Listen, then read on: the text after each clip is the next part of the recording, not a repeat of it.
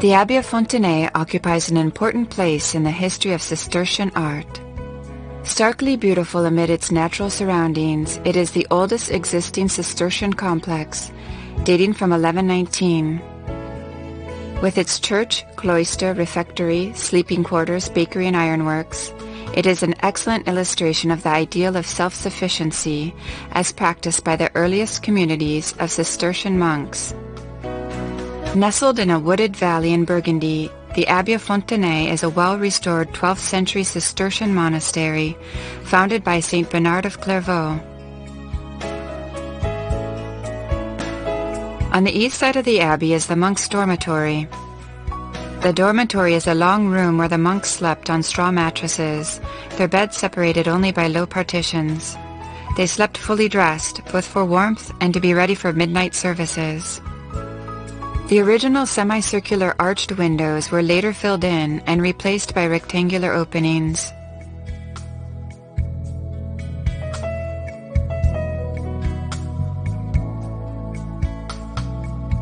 The site of Fontenay reflects the language of Cistercian spirituality through both the grandeur and the austerity of its nature, humble and wild. The abbey is surrounded by extensive, immaculately tended gardens, dotted with the fountains that gave it its name. 4 years ago, the Fontenay Gardens were completely redesigned by the landscape architect Peter Holmes, whose splendid arrangement of greenery and plants enhanced the magnificence of the abbey's buildings. The beauty of the gardens adds to the charm of Fontenay's ancient Romanesque stone buildings.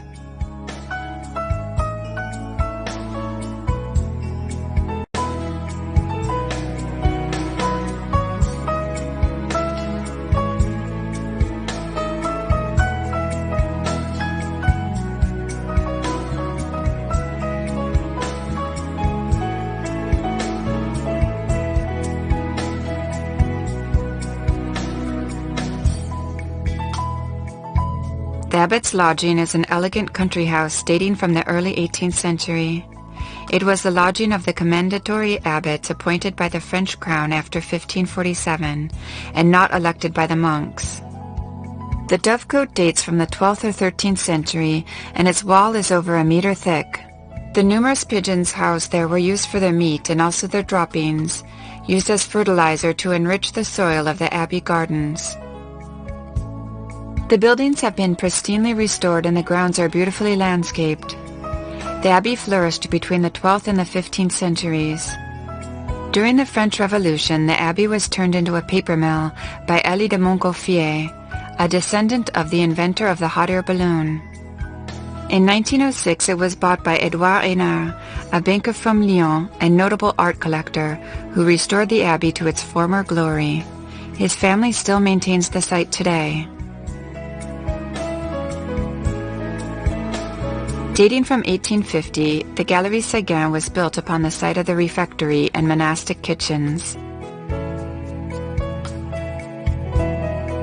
The Abbey of Fontenay has historical significance beyond the beauty of its architecture and gardens, but also in the economic developments it brought to the Cistercian order. The world of the Cistercian monastery was also an organized system of farming that was born at the Abbey of Fontenay and gradually spread to the farthest reaches of its network of monasteries throughout Europe. A few key elements made the abbey an economic success: the rational use of energy made possible by the construction of infrastructure, such as watermills and windmills, along with the acquisition of land and forests, as well as the hierarchical organization of work, and tax exemptions, for example. The monks of Fontenay were unable to keep up with the growing success of their economic activities and were obliged to entrust the care of their properties to others. The main doorway to the church derives its elegant beauty from the perfection of its proportions, along with the simplicity of its adornments. Construction on the church began in 1139. It became the model for Cistercian architecture throughout Europe, with its emphasis on the dimensions of its interior volumes, its stark yet flawless lines, as well as the size and boldness of the forms. The long central nave, bordered by side aisles, comprises 8 bays imparting rhythm to the transverse ribs of the central vault. Since the Revolution, the church has remained unfurnished. The form of the apse is one of the most remarkable features of the edifice. Various tombstones are grouped in the choir. In the south transept we find the tomb of Guillaume de Malo de Poisse and his wife, both members of the Burgundian aristocracy. The statue of Our Lady of Fontenay can be found in the church's north transept. Dating from the 13th century, this Gothic statue bears witness to the intensity of the Cistercians' devotion to the Marian cult.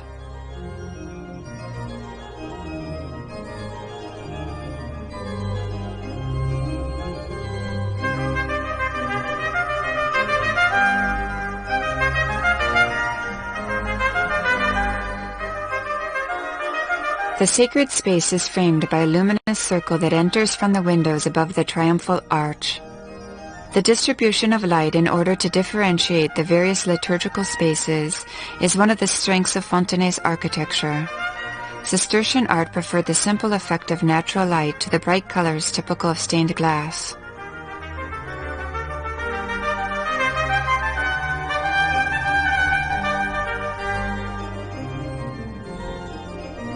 Here is the tombstone of the English bishop Ebrard of Norwich, whose fortune financed the construction of the church. He died there in 1146. A splendid altarpiece carved in the 14th century clearly illustrates both the development of the Gothic style and the Cistercian attitude to images. Two groups of 6 small quatrefoils frame a crucifixion and are intended to glorify the mystery of the Eucharist. Cistercian architecture frequently incorporated elements symbolic of Mary.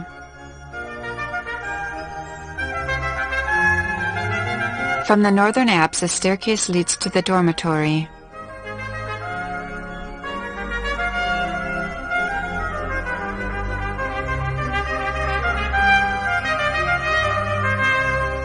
A splendid wooden frame and paneling cover the dormitory's roof.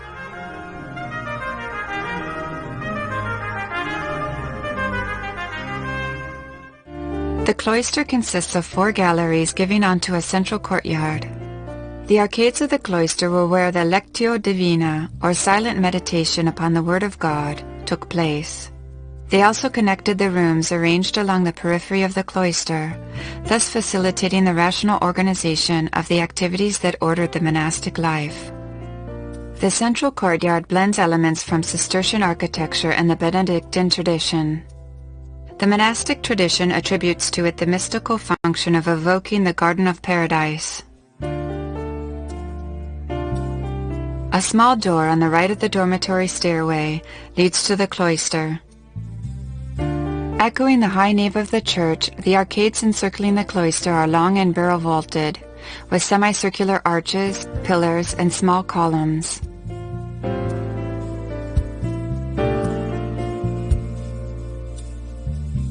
The refinement of the monastery's decor reaches its apogee in the main door to the chapter hall, which played a central part in monastic life. The outline of the door with its proliferation of small columns form a beautiful ensemble. These small, elegant columns, arranged in groups along the pillar, effortlessly support the whole.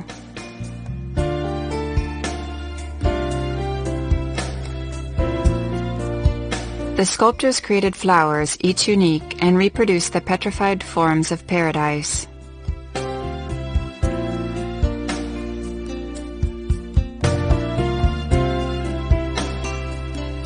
The calefactory hall used for making the host may have also served for the preparation of inks. This room has a square floor plan and is spanned by a ribbed vault.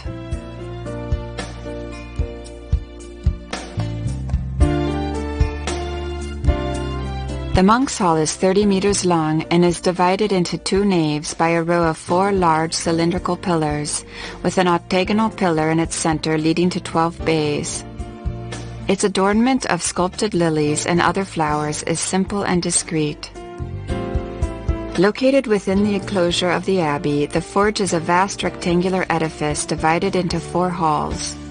This industrial building housed a watermill, workrooms, and large fireplaces that were used by the abbey's lay brethren as they performed their various tasks, including the production of flax, leather, and flour.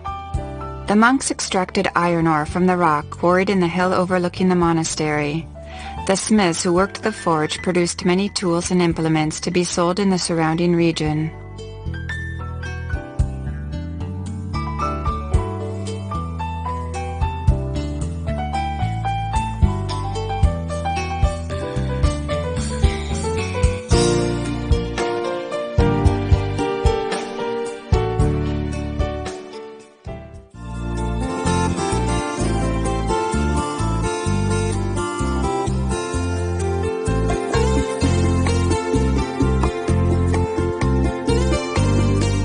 The Golden Age of Cistercian metallurgy took place between the 12th and 14th centuries. Later, until the Revolution, Fontenay's forge was used as a barn.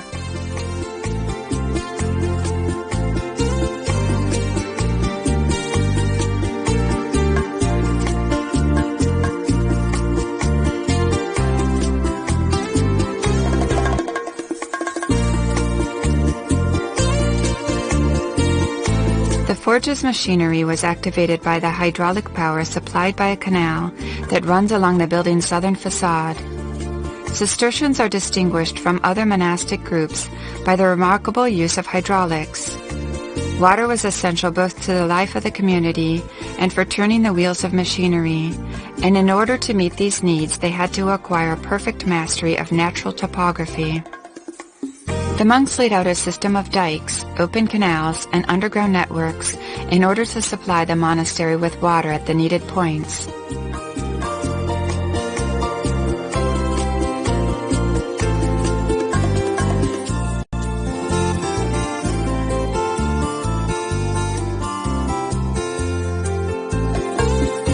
The abbey took advantage of the wealth of raw materials that could be found in the surrounding forest. Water, stone, earth, sand, and wood were all readily available.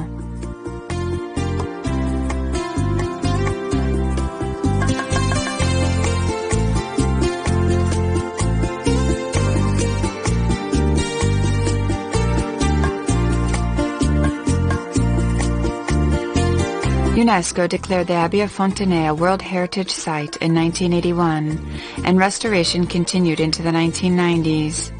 In 1997, the Abbey celebrated its 850th anniversary.